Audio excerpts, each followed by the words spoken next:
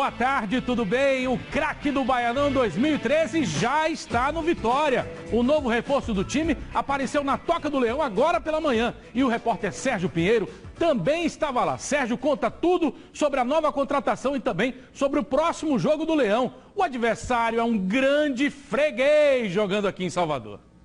O atacante Rômulo passou amanhã aqui no Barradão, fez exames médicos e deve assinar contrato ainda hoje. Contrato de 3 anos e meio com o rubro-negro. Rômulo foi o grande destaque individual do Campeonato Baiano. Levou todos os prêmios possíveis, 5 ao todo.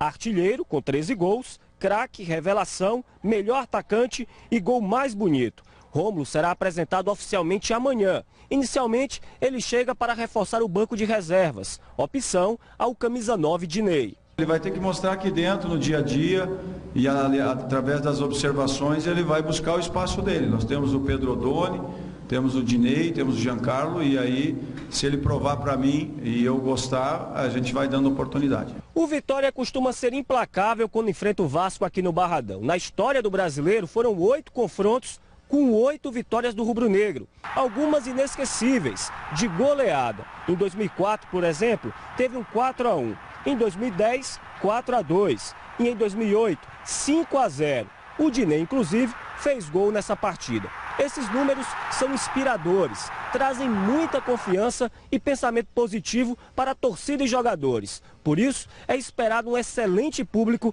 amanhã no Barradão. A freguesia do Vasco é antiga. Vitória e Vasco se enfrentam aqui no Manuel Barradas amanhã às 6h30 da noite. Sérgio Pinheiro para o Globo Esporte. Obrigado, Sérgio. Para esse jogo de amanhã contra o Vasco, Vitória vai ter só uma mudança em relação ao time que goleou o Náutico na quarta-feira. É a entrada de Cáceres no lugar do Edson Magal. Vamos ver a escalação do Vitória? Vamos lá. Na tela, no gol, tem o Wilson. Na lateral direita, Nino Paraíba. A zaga, aquela de sempre, Vitor Ramos e o Gabriel Paulista.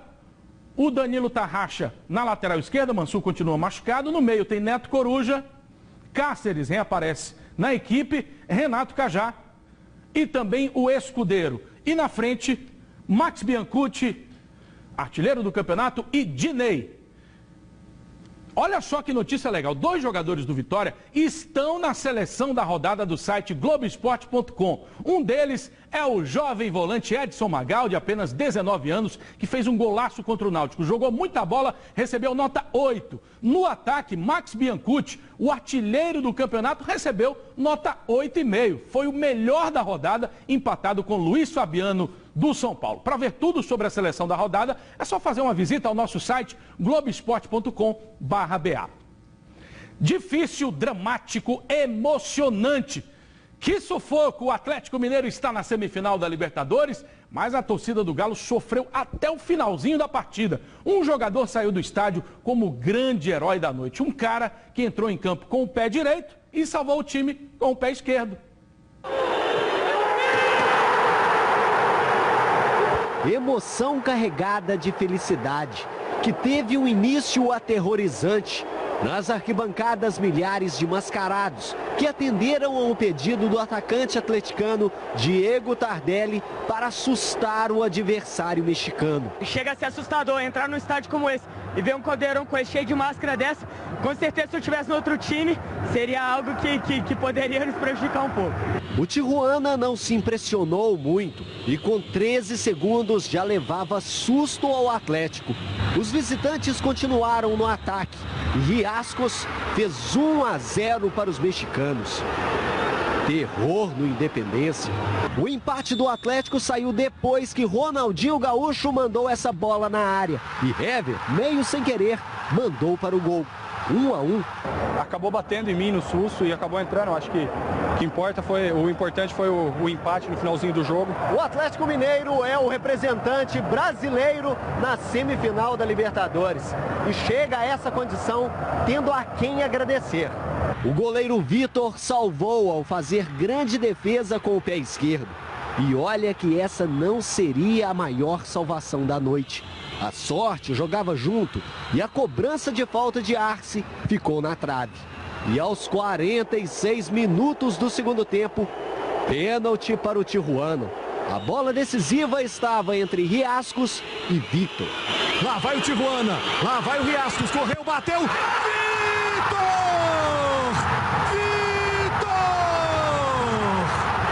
Vitor sensacional!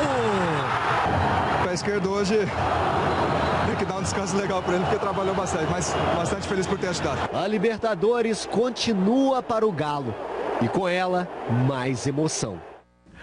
O próximo adversário do Bahia no Brasileirão enfrentou ontem o primeiro adversário do Bahia no campeonato. Olho no Inter, pessoal. O Colorado, que empatou com o Vitória na estreia, venceu ontem e entrou no G4.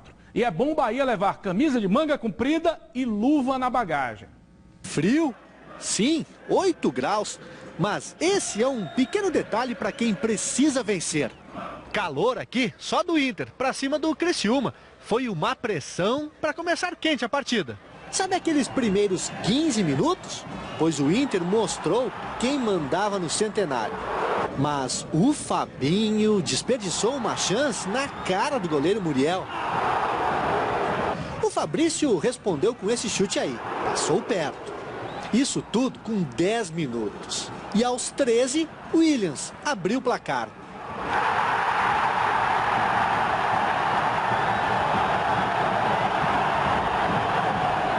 Aos 15, logo em seguida, D'Alessandro colocou a bola na cabeça do zagueiro Rodrigo Moledo.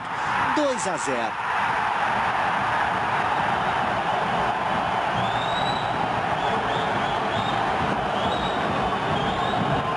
Acho que a gente veio com uma postura muito boa no primeiro tempo. Era o que o professor Dunga queria. Agora é ter tranquilidade no segundo tempo, não fazer o time adversário criar jogadas para a gente poder sair com a vitória. O Inter ainda teve uma oportunidade com o Forlan. No finzinho do primeiro tempo, o Lins chegou muito perto do gol. Parou em Muriel e no travessão. O frio parece ter congelado os jogadores no intervalo. O segundo tempo esfriou a pressão colorada. Não foi desta vez que Rafael Moura fez o dele. E para fechar, Otavinho e Fred perderam as melhores chances do jogo. Conversamos antes do jogo que antes do adversário nos contra-atacar, a gente tinha que estar com o posicionamento adequado para a gente não correr em direção ao nosso gol. E os jogadores se posicionaram bem e tiveram facilidade nesse aspecto. Eu acho que no segundo tempo, nos contra-ataques, eles foram muito mais perigosos do que no primeiro. No primeiro, um gol que desviou, né, de fora da área. E nós tínhamos tido a grande chance com o Fabinho e cara a cara não fizemos. O mais importante é a vitória. A equipe entrou concentrada hoje, atenta, conseguimos 2 gols. Voltamos pro segundo tempo, recuamos um pouquinho, né? Sabe que podia dar um pouquinho mais. Agora trabalhar para o próximo jogo. O Inter venceu a primeira, fez o dever de casa. Se for sempre assim, que o frio de Caxias seja bem-vindo. O Inter subiu para a 4ª posição no campeonato, uma abaixo do Vitória, que é o terceiro. Os dois têm 4 pontos ganhos, mas o time baiano leva vantagem no saldo de gols. E o próximo adversário do Inter, lá mesmo em Caxias do Sul. Mas sobre este jogo a gente fala daqui a pouquinho, tá bom? Sábado é dia de decisão, um jogaço no Rio de Janeiro. E para convidar você a assistir a esse grande evento, olha só a fera que está por aqui.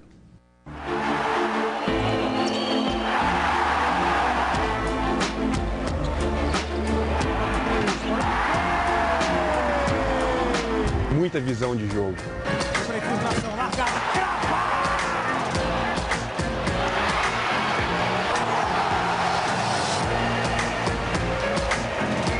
Muita briga no garrafão. Toco espetacular!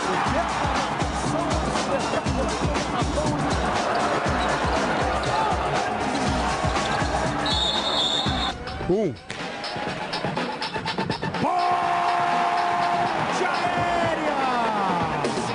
Dois.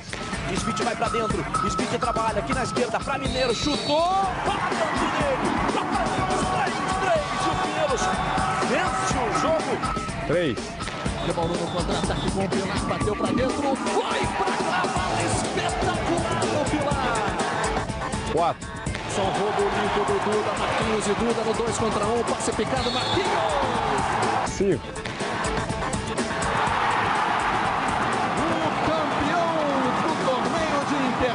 Levanta voo no panela de pressão. Que é o Anderson Varejão. Eu te garanto tudo isso e muito mais na grande final da NBB na tela da Globo. Estarei lá, hein? Valeu!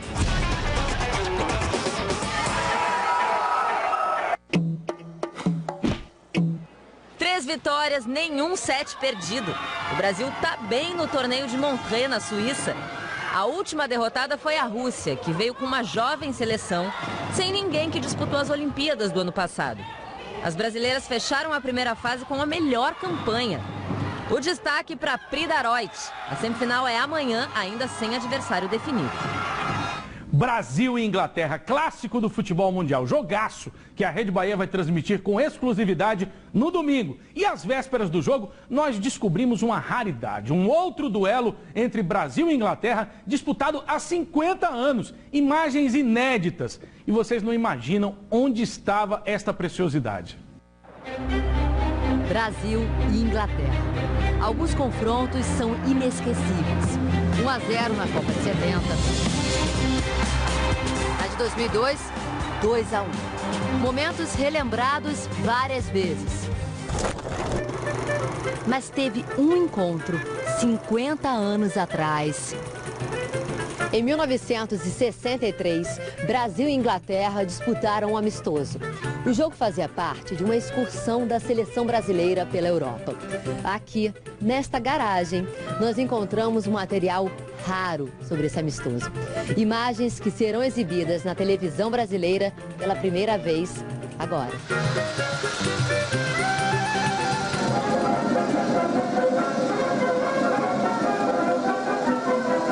Wembley reformado, lotação esgotada e o time campeão do mundo vai lutar com o esquadrão inglês. Fui passando que eu achei esse filme, Brasil empata com a Inglaterra. Estava entre 1.820 rolos de filme, nesta casa em Petrópolis, na região serrana do Rio de Janeiro. Márcio Nunes é o responsável por cuidar deste precioso acervo. Tem aqui filmes de 1940 a 1982. Todos feitos pelo avô de Márcio, César Nunes. Um repórter cinematográfico apaixonado por registrar tudo. Foram amigos de Getúlio Vargas, depois Roberto Silveira, Juscelino. Então, tem até uma história que conta que Juscelino Kubitschek perguntou qual cargo que ele queria na política. Ele falou que não queria nenhum. Ele só queria autorização para filmar onde ele quisesse. A Inglaterra de uniforme branco deu a saída. A narração do jogo. Mas nenhum se intimidou com a fama dos brasileiros. Parece familiar? Gilmar estava num grande dia. A voz inconfundível de Cid Moreira. Na época, a TV Globo nem existia. Cid Moreira era um amigo de César Nunes. Boa noite. Boa noite. De tiro livre, Pepe assinala o primeiro gol do Brasil. Era o Brasil bicampeão do mundo. Mas não era exatamente o mesmo time que tinha conquistado a Copa de 62. Só faltou a presença de Pelé. Na página da Confederação Brasileira de Futebol, a CBF, numa sessão de memórias, uma explicação. O ponto esquerda Pepe, autor do gol brasileiro, conta o motivo das ausências de Pelé e Zito. Na véspera do jogo, nos deram a manhã livre. Alguns jogadores saíram, entre eles o Pelé e o Zito, que estavam de táxi. O táxi bateu. Não foi nada grave, mas os impediu de jogar. No tradicional estádio de Wembley, o Brasil não conseguiu segurar a vitória. Passe rasteiro de Anfield e Douglas mete o pé com sorte. Estava igualado o marcador. 1-1, convenhamos, foi um bom score para ambos. Continuava o sofrimento da torcida brasileira. E pensar que por pouco estas imagens não foram apagadas. Depois do falecimento do meu pai, esse material ficou dentro de um quarto, né? Filme dentro de caixa. E aquilo tudo entulhado, minha mãe falou, joga isso tudo fora, eu quero o quarto para fazer um quarto de passar roupa. Não foi um jogo decisivo, histórico. Mas seria uma pena perder estas imagens do campeão da Copa de 62 contra o futuro campeão da Copa de 66. Não era só um amistoso, era Brasil e Inglaterra.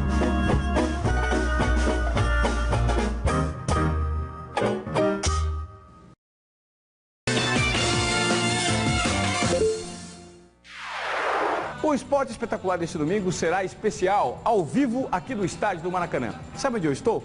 Na sala de aquecimento dos atletas, que dá acesso ao vestiário. E nós vamos apresentar a vocês todas as novas dependências do Templo do Futebol Brasileiro. Os preparativos para o Brasil e Inglaterra. Tem também as histórias, os personagens. Você vai conhecer o Maracanã pelos olhos de quem viu o estádio ser inaugurado 63 anos atrás. Eu espero você logo depois do Auto Esporte. Até lá! Não dá para perder essa viagem pelo Maracanã, assim como não dá para perder amanhã o Bahia Esporte, que começa às 10:50. Você vai conhecer o Homem de Aço Baiano, um cara que já passou por todos os problemas de saúde possíveis. Também a finalíssima, tá chegando na reta final aí, a voz da Copa Bahia Esporte 10:09. O Bahia embarcou agora há pouco para Porto Alegre e de lá segue para Serra Gaúcha. Domingo tem jogo difícil. Enfrentar o Internacional lá no Sul é uma mistura de sentimentos. Uma história feita de muitos fracassos, mas também marcada pela maior de todas as conquistas. O Bahia rumo ao Rio Grande do Sul. Viagem longa, quase 3.000 quilômetros. Tempo de sobra para recordar o passado e pensar no futuro. E o futuro mais próximo é vermelho, é colorado. Domingo tem jogo contra o Inter. Duelo com gosto de tabu, mas também de festa. Tudo ao mesmo tempo. Em campeonatos brasileiros, o Bahia jamais venceu o Internacional jogando na casa do adversário. Foram 16 jogos, 11 vitórias dos gaúchos, 5 empates. Mas um desses empates vale mais que todas as vitórias do Inter. 0-0 em fevereiro de 89. Inesquecível. Bahia campeão brasileiro. Comemoração tricolor no Beira-Rio. O meio-campo Marquinhos Gabriel não viu. Nasceu um ano depois. Ele é gaúcho, começou a carreira no Inter e vai ter contra o ex-clube a chance de fazer o que vem tentando e nada. Marquinhos foi o jogador que mais chutou a gol neste campeonato brasileiro. Acertou a trave contra o Criciúma. Perdeu uma chance incrível contra o Coritiba. Fica frente a frente com o Vanderlei para fazer. Bateu e perdeu. Infelizmente peguei um pouquinho embaixo da bola. Tinha tudo pra gente sair com a vitória. Será que no estado onde nasceu acerta o alvo? A partida vai ser na fria cidade de Caxias do Sul, na Serra Gaúcha. Estádio Centenário, que tem capacidade para 30.000 torcedores. O técnico Cristóvão Borges, do Bahia, deve repetir a mesma equipe titular que empatou com o Coritiba em Pituaçu. Um dia para tentar quebrar tabus e voltar a sorrir em terras gaúchas.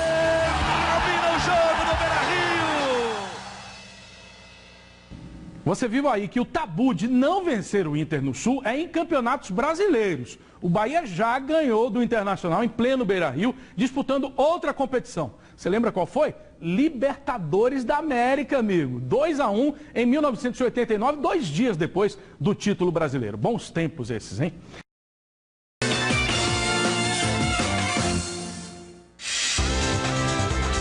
Em semana de grandes emoções com a decisão do Novo Basquete Brasil e o jogão Brasil e Inglaterra no Maracanã, o Corujão do Esporte recebe o ex-jogador Vladimir, o tricampeão do desafio de habilidades do NBB Fernando Pena e o cantor Simoninha. Eu era ninguém, não tinha talco, como é que é? O Corujão do Esporte é hoje, logo depois do Som Brasil. Até lá.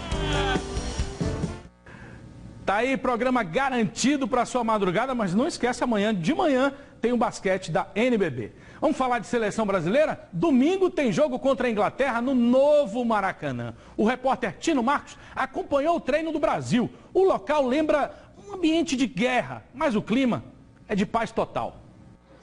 Daniel Alves chuta mal e a bola sobe, viaja e vai parar lá na botina do soldado. É a seleção na Escola de Educação Física do Exército, onde o Brasil fez a preparação para a Copa de 70, sabia? Na Urca, zona sul do Rio, Baía de Guanabara ao fundo. E quem passa por ali, veja lá, um cargueiro britânico. Se eram espiões, tiveram boas informações. Em geral, uma preparação de 2 semanas para uma competição começa com treinos físicos, depois técnicos e aí táticos. Mas já tem jogo depois de amanhã. E não é um jogo qualquer. Por isso o Felipão decidiu que não há espaço para treinos físicos. Ele tem a pressa. Foi logo distribuindo coletes e escalando defesa e meio-campo titulares. Júlio César, Daniel Alves, Thiago Silva, Davi Luiz e Marcelo, depois Felipe Luiz na lateral esquerda.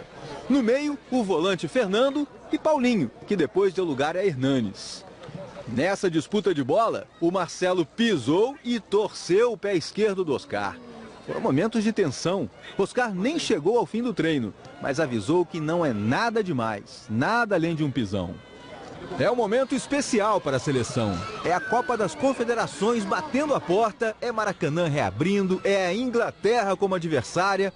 Foi um treino longo, puxado e divertido, especialmente para as Neymarzetes, sempre elas. E o que conseguiram? Lucas. Lá foi ele para a arquibancada. Se misturou a elas. Ganhou beijinho, deu autógrafo. E se fosse o Neymar? Sobraria algo dele?